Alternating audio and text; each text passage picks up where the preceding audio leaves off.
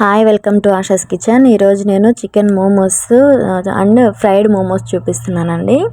దీనికి గోధుమ పిండి మైదా పిండి రెండింటితోటి నేను ఈ మోమోస్ అనేది చూపిస్తున్నాను. ముందుగా దీనికి ఇప్పుడు మనం సాస్ అనేది ప్రిపేర్ చేసుకుందాం.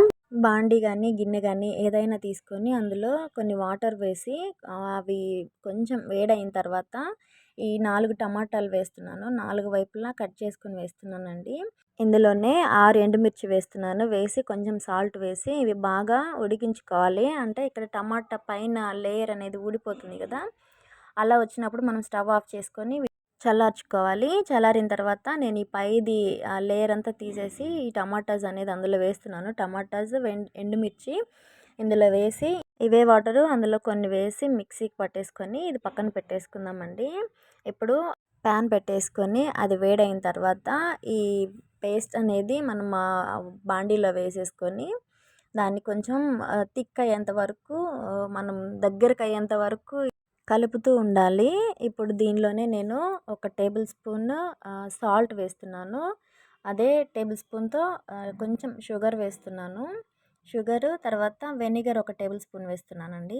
ఇంతే ఇందులో వేసేది. ఇది వేసిన తర్వాత మనకి పేస్ట్ అనేది దగ్గరికి రావాలి. అప్పుడు మనకి సాస్ అనేది రెడీ అయిపోతుంది. ఇక్కడ చూసారు కదా, కలుపుతూ ఈ సాస్ అనేది ప్రిపేర్ చేసుకోవాలి. ఇందులో నేను ఫుడ్ కలర్ కానీ ఏది వేయట్లేదు. ఇది ఇలా దగ్గరికి అయిన తర్వాత తీసి పక్కన పెట్టేసుకుందామండి. ఇప్పుడు నేను ఉడికించిన చికెన్ తీసుకున్నాను, బోన్లెస్ తీసుకున్నాను.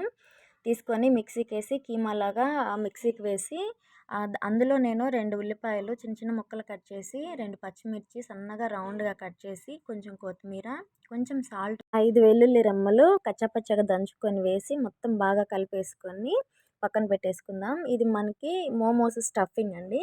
ఇప్పుడు నేను గోధుమ పిండి మైదా పిండి 2 తీసుకున్నాను. తీసుకొని చిన్న చిన్న బాల్స్ లాగా చిన్న ముద్దలు తీసుకొని ఇలా చిన్నగా చపాతీలాగా చేసేస్తున్నాను. ఇది మనకు నచ్చిన సైజులో చేసుకోవచ్చు. ఇలా చేసేసుకున్నాక రౌండ్గా రానవసరం లేదండి. పల్సగా చివర్లో పల్సగా ఉంటే చాలు. ఇలా చేసుకొని ఇందులో మనం ముందు స్టఫ్ రెడీ చేసుకున్నాం కదా, ఆ స్టఫ్ అనేది పెట్టుకొని ఇలా క్లోజ్ చేసేసుకొని పక్కన పెట్టేసుకోవాలి. ఇంకా అన్నీ ఇలాగే చేసుకోవాలండి. కొంచెం పిండి తీసుకొని మనకు నచ్చిన సైజులో చేసేసుకొని అందులో స్టఫ్ పెట్టేసుకొని చివర్లు మాత్రం కొంచెం పల్చగా ఉండేటట్టు చేసుకోవాలి. మధ్యలో పల్చగా ఉండిందంటే ఆ స్టఫ్ అనేది బయటకు వచ్చేస్తుంది. మధ్యలో కొంచెం మందంగా ఉంచేసుకొని చివర్లో పల్చగా చేసేసుకోవాలి.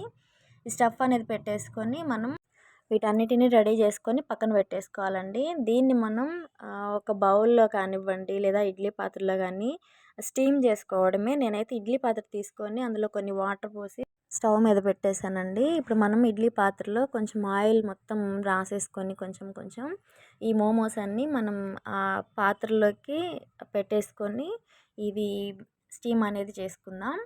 సేమ్ ఇలాగే మనం వెజ్లో కూడా చేసుకోవచ్చండి. వెజ్ మోమోస్ క్యారెట్, క్యాబేజీ వేసుకొని చేసుకోవచ్చు. నేను ఇంకొకసారి వెజ్ మోమోస్ చూపిస్తాను.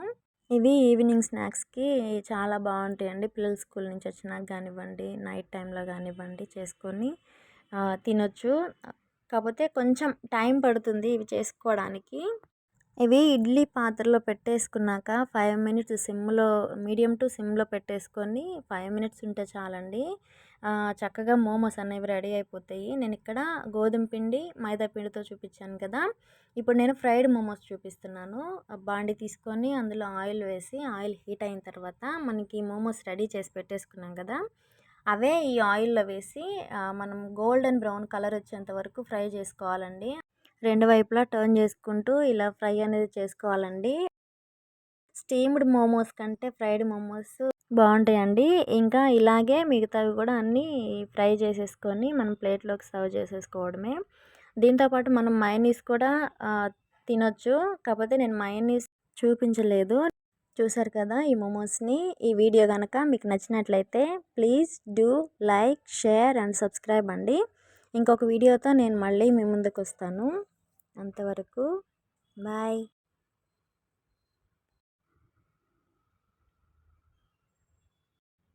ఇక్కడ చూడండి, మైదాతో మోమోస్, ఫ్రైడ్ మోమోస్.